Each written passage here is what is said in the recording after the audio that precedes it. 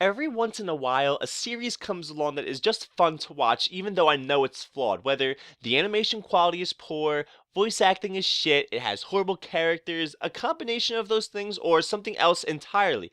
Somehow, after completing the series, I will feel like it was still worth watching it. These series are truly greater than the sum of their parts. Some type of magic is formed when it's all put together. From the winter season, nothing screams this louder than Nisekoi. 気分が開く音聞きたいから君に差し出そう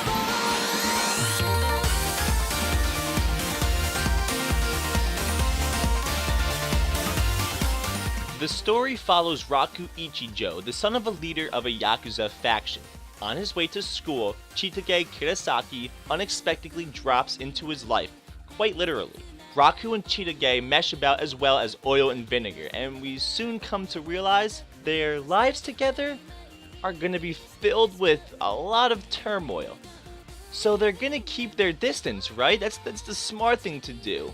Well, unfortunately, things don't work out that way because Chitage's father is the leader of a rival faction of the Yakuza.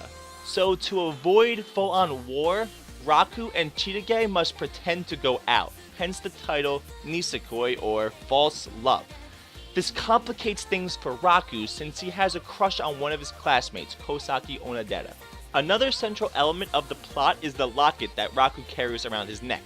The locket symbolizes a promise he made with a girl 10 years ago. Raku wishes to find this girl who he made the promise to and secretly wishes it was Onodera. Now, this element of the locket is one of my major problems with this series. Although it starts off as a major plot element, it is all but irrelevant in the second half of the series. I understand that to find the one whom Raku made the promise with would be the end of the series, but some consistent development with this plot device would have been nice. Although the plot didn't always develop the way I wished it would, the character development more than carried the weight. I will admit, when the series begins, most of the characters seem to be cookie-cutter archetypes. I mean, for example, Chitage is a tsundere demon spawn spitting fire from her mouth that torments your every waking moment of existence, and Onodera is the sweet, angelic vision of beauty, the perfect waifu whose greatest joy would be to have dinner and a bath ready for you when you got home. But these characters and others break out of their molds. We get to see a lot of depth with all the characters and it really brings life to them. Usually when I watch a series like Nisekoi, I'll pick my favorite girl and kind of root for her and hope the main character winds up with her in the end. What is great about Nisekoi is, although I have a favorite, Onodera, sorry, something caught my throat. I found that I wouldn't be bothered if he didn't wind up with her, and it was because I grew to love all the characters equally. If there was one thing I didn't enjoy about the characters, it was how many there were. At the beginning, the story sets itself up to be kind of like a love triangle with Raku, Chitage, and Onodera, but as the series progresses, more girls are added around Raku, and instead of having a love triangle, it becomes more like a harem. I feel like this was unnecessary because even after they're introduced, it is still easy to see the main two heroines are Chitage and Onodera and the others just support them. However, this is more of a qualm with the source material than the anime itself.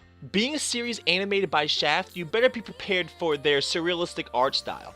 Although the animation is unique when compared to the average anime, when compared to another Shaft series, it's really nothing special. And the animation gives me a lot of mixed feelings. Because on one side, it looks great. It really does. Your eyes are constantly given something pretty to look at, and the dialogue is kept interesting by the unique camera angles. However, on the other side, I feel Nisekoi could have benefited from a more contemporary choice in animation. My reasoning for this is that I feel Shaft's art style lends itself to a more supernatural setting. You know, series like Monogatari and Madoka. With Nisekoi, we have a normal high school life, but it is juxtaposed with the surrealistic art, and it gets hard to buy into the normalcy. The most significant thing in my mind in regards to the soundtrack is how diverse it is. It's as if it was built from the ground up to help accentuate whatever mood the anime is trying to set at that time. For instance, violins are used to help build tension. On top of that, the first opening by Claris is by far one of the best from the winter season. Now, I usually don't like to comment on Japanese dubs for the obvious reason that I don't speak Japanese proficiently. However, I do want to comment on how over the top the voice actors would respond at certain situations, which definitely helped to add to the comedic value.